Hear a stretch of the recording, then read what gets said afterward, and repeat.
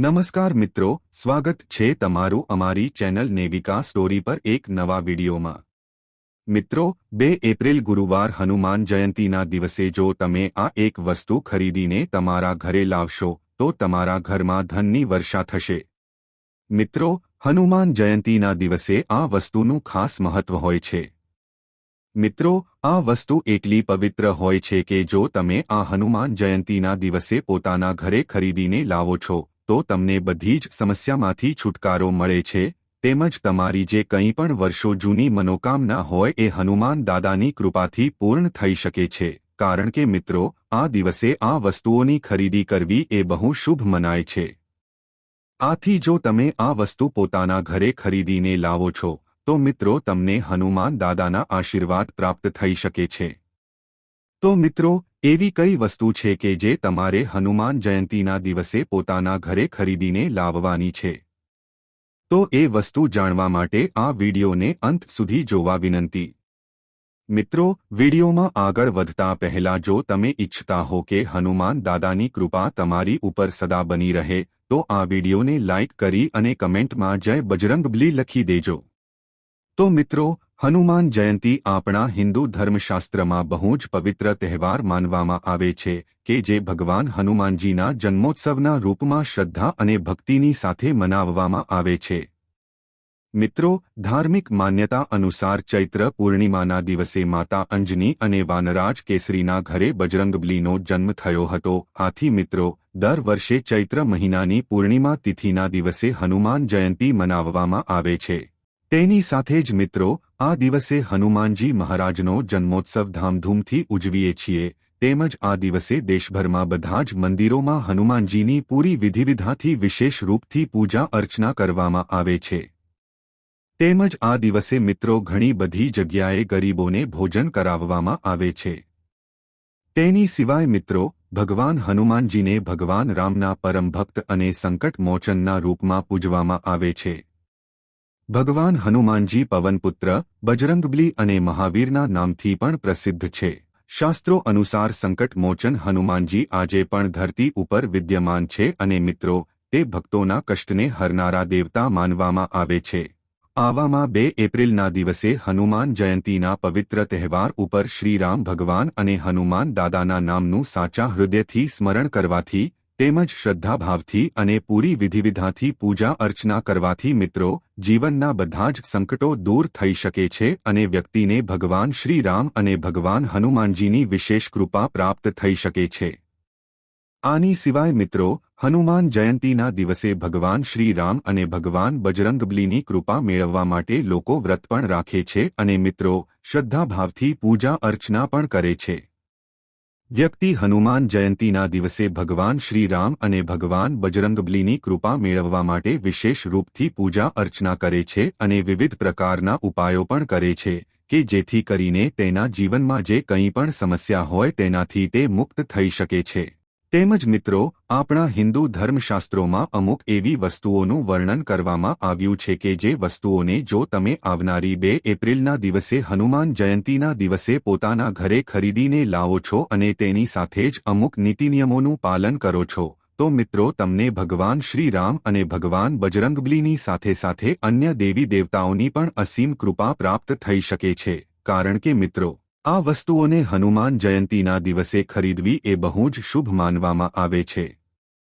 અને જો તમે આ વસ્તુઓને હનુમાન જયંતીના દિવસે શ્રદ્ધાભાવથી ખરીદીને પોતાના ઘરે લાવો છો તો મિત્રો તમારા ઘરમાં અન્નધનના ભંડાર ભરાઈ શકે છે, તેમજ રાતોરાત જ તમારું નસીબ ચમકી જાય છે કે જેથી કરીને તમારા ઘરની ગરીબી જળમૂળથી સમાપ્ત થઈ જાય છે। તેમજ મિત્રો, સૂર્યદેવની જેમ તમારું ભાગ્ય ચમકી જાય છે, તેમજ તમારા જીવનમાં ક્યારે પણ તમારે કઠિન સમસ્યાનો સામનો નહીં કરવો પડી શકે। આની સિવાય મિત્રો, તમારા ઘરમાંથી પણ નકારાત્મક ઉર્જાનો જે દુષ્ટ પ્રભાવ છે એ પણ દૂર થઈ શકે છે। એના માટે મિત્રો, તમારે હનુમાન જયંતીના દિવસે આટલી ખાસ પવિત્ર વસ્તુઓ પોતાના ઘરે ખરીદીને અવશ્ય લાવવી જોઈએ। તેમાંથી મિત્રો, આ વસ્તુ ખરીદવાથી વ્યક્તિના ઘરમાં સકારાત્મક ઉર્જાનો વાસ થઈ શકે છે, જેનાથી ઘર પરિવારમાં સુખ, શાંતિ અને સમૃદ્ધિ બની રહે છે। તેની સાથે જ મિત્રો, તમારું નસીબ પણ તમારો સાથ આપવા લાગે છે અને તમારા ઘરની આર્થિક સ્થિતિ પણ બહુ સુધરી શકે છે. તેમજ મિત્રો, તમારા ઘરના સભ્યો વચ્ચેના સંબંધો પણ સુધરી જાય છે. તેમજ જે દંપતી હોય છે તે લોકોનું દાંપત્ય જીવન પણ સારું રહે છે. હનુમાન જયંતીના દિવસે આ વસ્તુ ખરીદવાથી વ્યક્તિના દાંપત્ય જીવનમાં પણ ખુશીઓનો વાસ થાય છે. તો મિત્રો, આ વિડિયોના માધ્યમથી આજે અમે તમને જણાવશું કે આ વર્ષમાં હનુમાન જયંતી આવનારી 2 એપ્રિલના દિવસે મનાવવામાં આવશે. તેમજ મિત્રો, આપણે જાણશું કે એ દિવસે હનુમાન દાદાની પૂજા અર્ચના કરવાનું શુભ મુહૂર્ત કયું છે. તેની સાથે આપણે એ પણ જાણશું કે હનુમાન જયંતીના દિવસે પૂજા અર્ચના કરવાની વિધિ કઈ છે અને મિત્રો, આ દિવસે તમારે કઈ વસ્તુઓની ખરીદી કરવી જોઈએ કે જેનાથી ભગવાન હનુમાનજી મહારાજ અત્યંત પ્રસન્ન થઈ શકે છે અને તમારા ઘરમાં શુભ સંપત્તિ અને ધનૈશ્વર્યની પ્રાપ્તિ થાય છે. તો મિત્રો, આપણે હનુમાન જયંતીના દિવસે એવી કઈ શુભ વસ્તુ ખરીદવાની છે એ વિશે જાણતા પહેલા જો મિત્રો તમે ભગવાન શ્રી રામ અને ભગવાન હનુમાનજી મહારાજની કૃપા મેળવવા માંગતા હો તો મિત્રો પહેલા આ વિડિયોને એક લાઇક જરૂર કરી દેજો અને સાથે જ આ ચેનલને પણ સબસ્ક્રાઇબ કરી દેજો અને કમેન્ટ બોક્સમાં જય શ્રી રામ તેમજ જય બજરંગબલી જરૂર લખી દેજો કે જેથી કરીને તે બંનેની કૃપા તમને પ્રાપ્ત થઈ શકે. તો મિત્રો, આપણે એ શુભ વસ્તુની ખરીદી વિશે જાણતા પહેલા આપણે સૌપ્રથમ હનુમાન જયંતીનું શુભ મુહૂર્ત ક્યારે છે તેમજ તમારે કયા મુહૂર્તમાં વ્રત કરવું જોઈએ તેના વિશે થોડીક માહિતી લઈએ. તો મિત્રો, આ વર્ષમાં હનુમાન જયંતીનું શુભ પર્વ આવનારી 2 એપ્રિલના દિવસે મનાવવામાં આવશે. તો મિત્રો, તમને બધાને જણાવી દઈએ કે ચૈત્ર મહિનાની પૂર્ણિમા તિથિ 2 એપ્રિલના દિવસે સવારે 3 વાગ્યાથી શરૂ થશે અને મિત્રો, 3 એપ્રિલના દિવસે સવારે 5 વાગ્યે સમાપ્ત થશે અને મિત્રો, ઉદયા તિથિ અનુસાર આ વર્ષે હનુમાન જયંતી 2 એપ્રિલના દિવસે મનાવવામાં આવશે. તેમજ મિત્રો, હનુમાનજી મહારાજની પૂજા અર્ચના વિશે વાત કરીએ તો 2 એપ્રિલના દિવસે સવારે 7:30 વાગ્યાથી લઈને સવારે 9 વાગ્યા સુધીમાં પૂજા અર્ચના કરવાનું વિશેષ મુહૂર્ત રહે છે.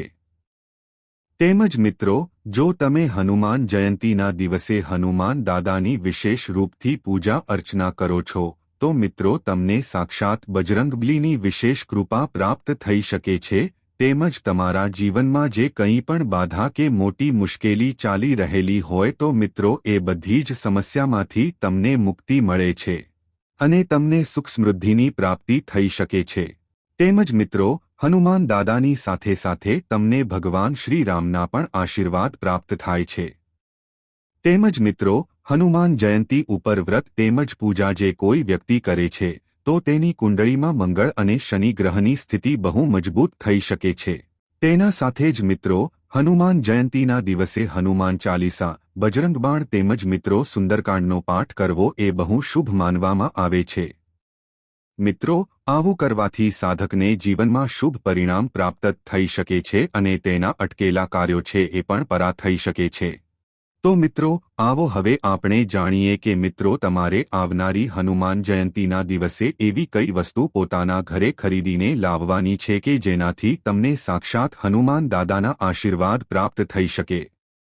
તો મિત્રો, હવે આપણે બીજી વસ્તુ વિશે વાત કરીએ કે જેને તમારે હનુમાન જયંતીના દિવસે ખરીદીને લાવવાની છે. તો મિત્રો, આ વસ્તુ છે સિંદૂર અને ચમેલીનું તેલ. તમારે હનુમાન જયંતીના દિવસે આ જરૂર ખરીદીને લાવવું જોઈએ.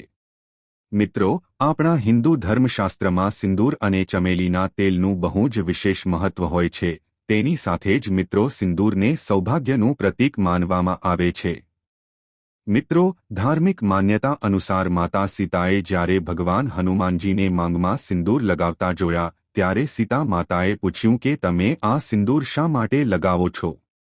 તો મિત્રો, હનુમાનજી મહારાજે એવું કીધું કે આ સિંદૂર છે એ ભગવાન શ્રી રામનું લાંબુ આયુષ્ય રહે એના માટે હું લગાવું છું.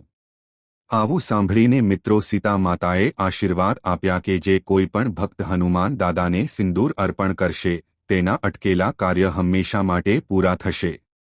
તેમજ જો વિશેષ કરીને આજે હનુમાન જયંતીના દિવસે જે કોઈપણ વ્યક્તિ હનુમાન દાદાને સિંદૂર ચડાવશે તો તેની સમસ્ત મનોકામના અવશ્ય પૂર્ણ થઈ જશે। આથી મિત્રો, હનુમાન જયંતીના દિવસે સિંદૂર અને ચમેલીનું તેલ ખરીદવું એ બહુ જ શુભ માનવામાં આવે છે અને જો તમે આ બંનેને મિક્સ કરીને હનુમાન દાદા ઉપર લગાવો છો તેમજ તેને અર્પણ કરો છો તો મિત્રો આ વસ્તુ બહુ જ શુભ અને ફળદાયી માનવામાં આવે છે।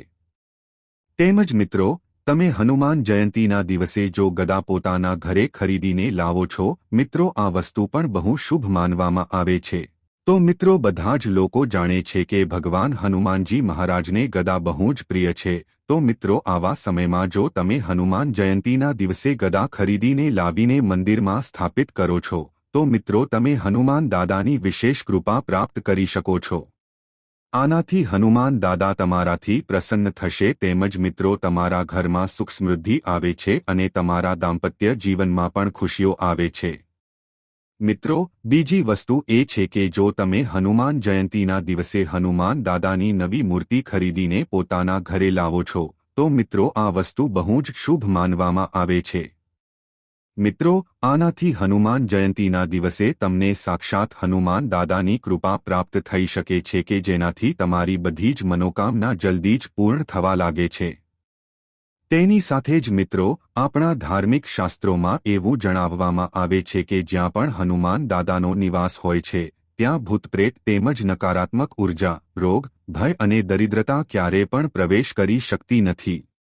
મિત્રો, જો તમે હનુમાન જયંતીના દિવસે હનુમાન દાદાની મૂર્તિ અથવા તો એનું ચિત્ર જો તમે ખરીદીને લાવો છો અને ઘરના મંદિરમાં અથવા મુખ્ય દ્વારમાં જો તમે સ્થાપિત કરો છો તો મિત્રો આ વસ્તુ બહુ જ ફળદાયી અને શુભ માનવામાં આવે છે। તેમજ મિત્રો, આ દિશામાં હનુમાન દાદાની મૂર્તિ રાખજો। એવી માન્યતા છે કે જે ઘરમાં ઉત્તરમુખી અને દક્ષિણમુખી હનુમાનજીની પૂજા કરવામાં આવે છે તે ઘરમાં 33 કોટી દેવી દેવતાઓના આશીર્વાદ મળે છે અને સાથે જ અસમય મૃત્યુ અને દુર્ઘટના વગેરેનું સંકટ પણ દૂર થાય છે। આવામાં ઘરમાં સુખ શાંતિ અને પ્રેમનો વાસ હોય છે। બધા કલેશ, વિવાદ, માનસિક અશાંતિથી મુક્તિ મળી જાય છે। હનુમાન જયંતીના દિવસે પવનપુત્રની પ્રતિમા લાવો અને પહેલાથી જો ઘરમાં મૂર્તિ હોય તો તેને દક્ષિણ દિશા તરફ મૂકી દો। તેમજ મિત્રો, આના પછીની શુભ વસ્તુ લાલ વસ્ત્ર છે। મિત્રો, લાલ રંગ એ ભગવાન હનુમાનજી મહારાજને બહુ જ પ્રિય માનવામાં આવે છે કારણ કે મિત્રો આ વીરતા અને ભક્તિનું પ્રતીક હોય છે। આથી મિત્રો, જો તમે હનુમાન જયંતીના પાવન પર્વ ઉપર લાલ વસ્ત્ર ખરીદીને લાવો છો અથવા તો લાલ વસ્ત્રો પહેરો છો તો મિત્રો આ વસ્તુ બહુ જ શુભ માનવામાં આવે છે। આનાથી તમારી ઉપર કોઈ ભૂતપ્રેતનો પડછાયો પડી શકતો નથી।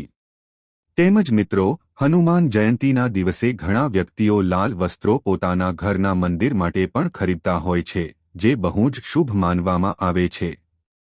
તેમજ મિત્રો, હનુમાન જયંતીના દિવસે મહિલાઓ લાલ સાડી અને લાલ બંગડીઓ પહેરે છે જેનાથી તેના જીવનમાં સૌભાગ્યની પ્રાપ્તિ થાય છે।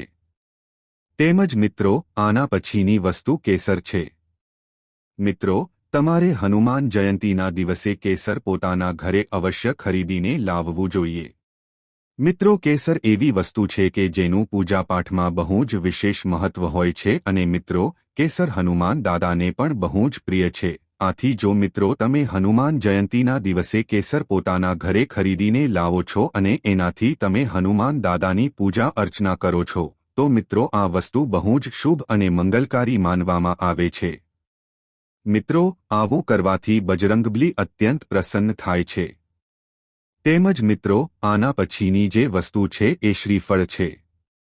મિત્રો, આપણા હિન્દુ ધર્મશાસ્ત્રોમાં શ્રીફળનું બહુ જ વિશેષ મહત્વ હોય છે અને મિત્રો આ શ્રીફળ પૂજાપાઠનો એક મહત્વનો હિસ્સો માનવામાં આવે છે। આથી મિત્રો, જો તમે શ્રીફળને હનુમાન જયંતીના દિવસે ખરીદીને પોતાના ઘરે લાવો છો અને તેને લાલ કપડામાં લપેટીને હનુમાનજીને અર્પણ કરો છો તો મિત્રો આ વસ્તુ બહુ જ શુભ માનવામાં આવે છે। પણ મિત્રો, જ્યારે પણ તમે હનુમાન દાદાને નારિયેળ ચઢાવો છો તો એ નારિયેળ ઉપર પહેલા એક લાલ કપડું, પછી થોડુંક સિંદૂર, ચોખા, ફૂલ અને લાલ સૂત્રનો દોરો બાંધીને તમારે હનુમાન દાદાને અર્પણ કરવું જોઈએ। મિત્રો, ધાર્મિક માન્યતા એવી છે કે જો તમે લાલ વસ્ત્રમાં શ્રીફળ ઉપર સિંદૂર લપેટીને હનુમાનજી મહારાજને અર્પણ કરો છો તો મિત્રો હનુમાન દાદા તમારાથી જલ્દીથી પ્રસન્ન થઈ શકે છે અને તમારી સમસ્ત મનોકામના પૂર્ણ થાય છે.